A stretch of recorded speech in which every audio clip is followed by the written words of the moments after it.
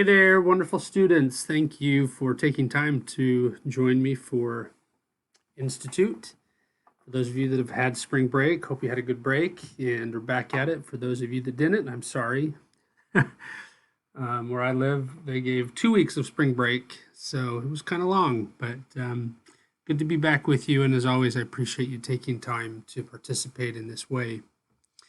I want to begin with a question for you to consider and would invite you to pause and write down some thoughts and answers as we're going to be in Doctrine and Covenants, section 35. I think most of the Doctrine and Covenants, this question could be asked in that as we look at the stories and what happened, the accounts of people, we're often reminded of how the Lord knows his people and how he knows his children.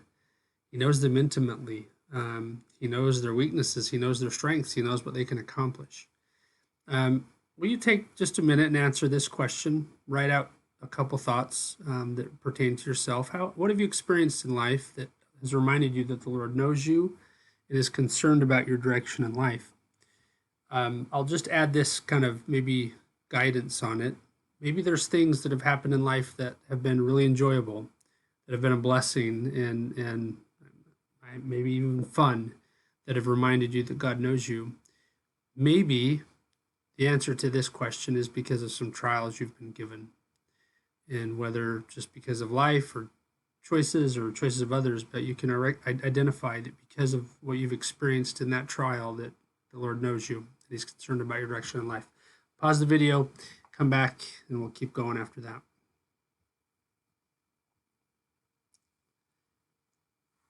This is one of those times when, because we do the class this way, that I would love to hear your answers. I think this question could be very personal. It is personal, but I do think it's a great opportunity to think about in life. Experiences that we have can remind us that we're known. Think about the woman at the well and how things that the Savior said to her let her know, I know you.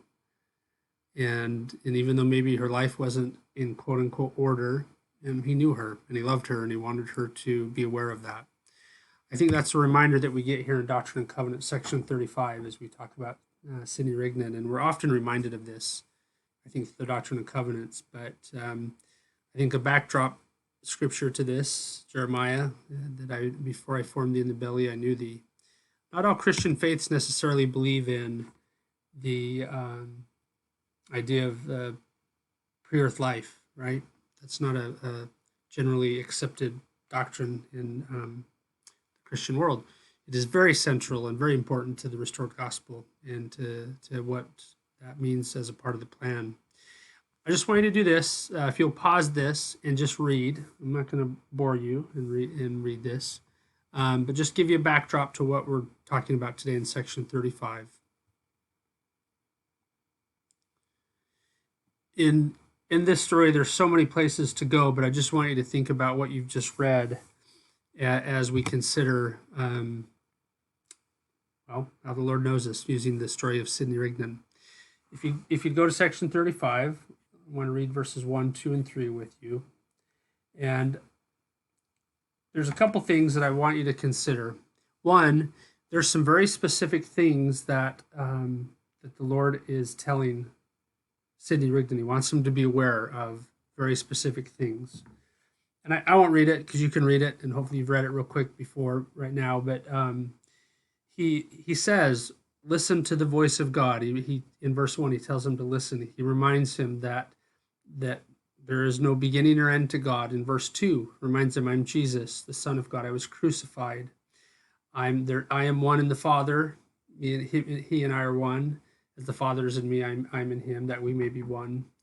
And then in verse 3, he tells him, I've looked upon thee and thy works. I've heard thy prayers, and now I've prepared thee for a greater work. As I think about the phrase, I've looked upon thee and thy works, sometimes I read that and I think, oh, no. And then I think there's other times where I feel like, okay, I'm trying. And I think that's part of life. But I would love to, it'd be great if we could see his reaction when he tells him that. But this greater work phrase is important in that he had prepared him for a greater work. And I love as you look at these verses, there's evidence that the Lord was very aware of Sidney because he knew who he was. And as you read these words, and it's a reminder that his relationship was powerful and it was meaningful. We're going to skip around just a little bit, but as we go through the next few verses, he continues to talk about this greater work. But I want you to skip down to verses 13 and 14 with me.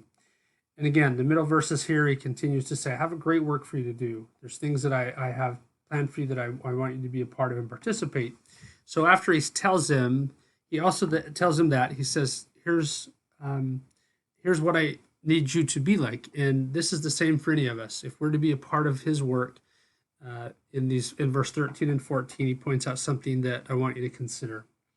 Verse 13, wherefore I call upon the weak things of the world, those who are unlearned and despised, to thresh the nations by the power of the Spirit. Their arm shall be my arm. I will be their shield and their buckler. I will gird up their loins, and they shall fight manfully for me, and their enemies shall be under their feet. I will let the fall, and I will let the fall the sword in their behalf. The fire of mine indignation will I preserve them. A phrase that we often refer to in these couple verses is the Lord calls upon the weak.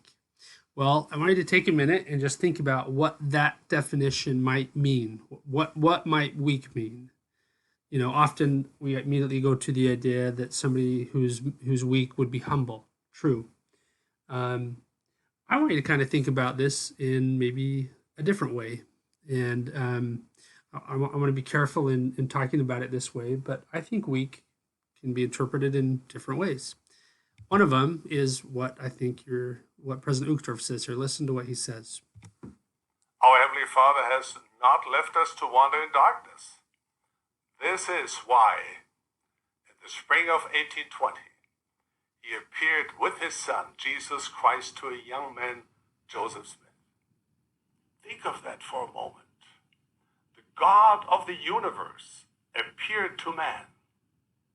This was the first of many encounters Joseph had with God and other heavenly beings. Many of the words these divine beings spoke to him are recorded in the scriptures of the Church of Jesus Christ of Latter-day Saints. They are easily accessible.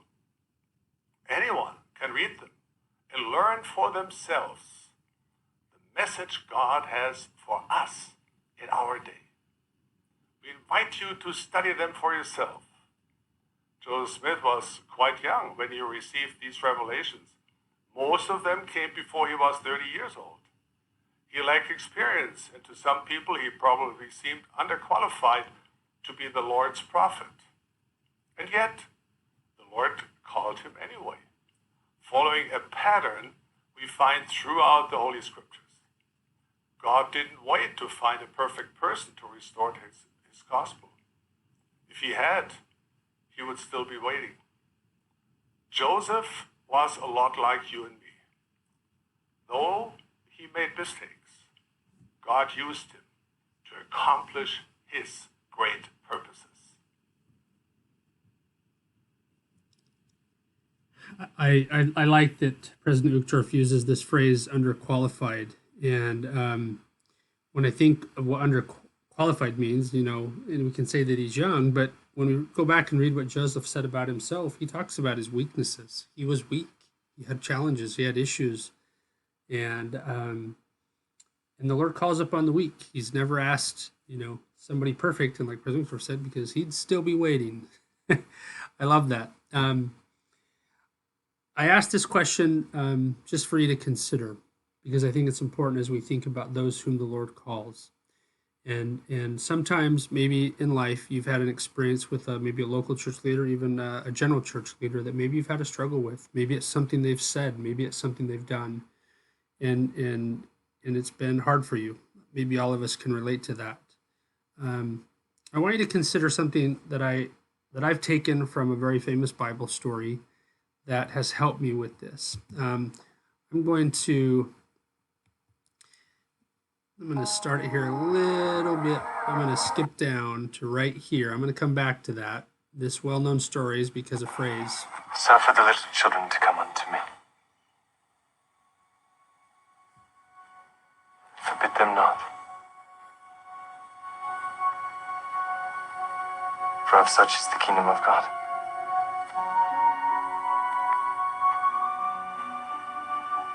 Verily I say unto you, whosoever shall not receive the kingdom of God as a little child shall in no wise enter therein.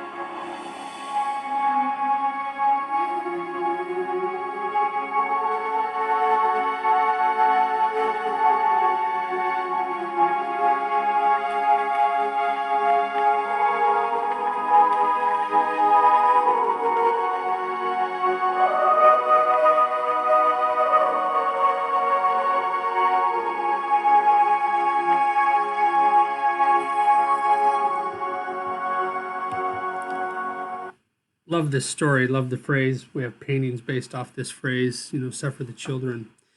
But as we go back into Luke and Mark and their account, I'm going to start it from the beginning, and I love how this is portrayed here.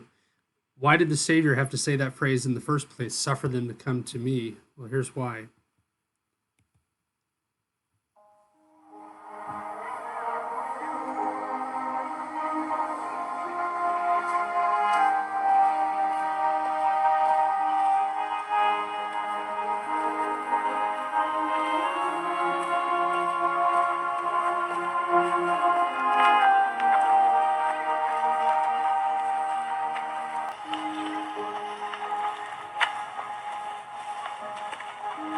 Master is in need of rest. Please. Peter, James. Suffer the little children to come unto me.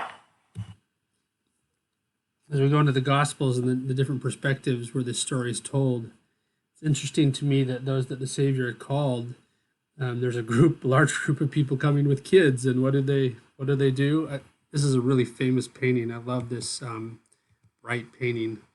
If you look here in the background, you'll notice here the apostles are being depicted as basically pushing the children back, which it's not funny necessarily, but as I think about this story where the Savior's like, no, what are you doing? And these are the leaders that the Savior had called himself that are weak, that have issues, and are working through them just like the rest of us in life. And as I think about why the Lord calls weak, I think there's multiple reasons. But this story has given me liberty to maybe forgive and forget things that sometimes maybe people that have been called to lead us have done that may be hurt. And I'm grateful that the Savior allows that feeling to come and to go. To end here, I just want you to think about what is said. Two things, and just specifically in 35, verse 17, as we talk about weaknesses, the Lord tells Sidney in reference to Joseph, I've blessed him in his weakness. I love this phrase as I think about how the Lord does that with us, that he can bless us in our weakness, and he can bless those that lead us in their weakness. And then one other quick phrase, I think, to wrap it up, as we talk about the idea of struggling and being weak. He ends with this phrase, and I love it to death, fear not, little flock. He could have said just fear not, but I love that he added fear not, little flock. I believe that with all my heart, that we are his flock and that he invites us to not fear. I'm going to show you a talk that I want you to read. I'm going to pause it real quick. Just not quick because I got 10 seconds, but find this talk and read it. That's my invite to you. Lord love you. Have a great Easter and General Conference weekend. We will see you next week. Bye-bye.